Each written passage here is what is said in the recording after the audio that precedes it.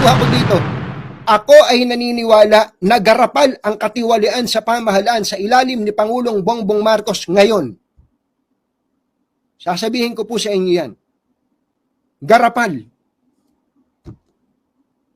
Kaya, kung meron man pong dapat na umaksyon dito, dapat si Pangulong Bongbong Marcos.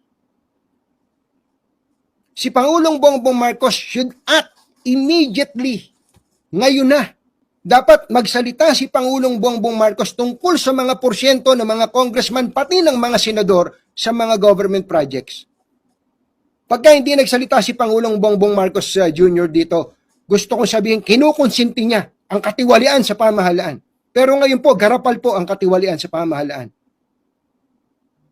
Garapal ang katiwalian sa pamahalaan. And if the President does not lift a finger, ibig sabihin, kinukonsinti niya ang katiwalian sa pamahalaan.